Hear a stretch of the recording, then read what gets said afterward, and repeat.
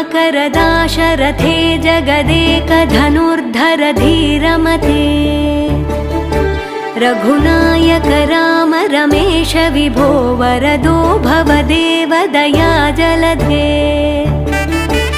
अवनीतनया कमनीयकरं रजनीकर चारुमुखाम्बुरुहम्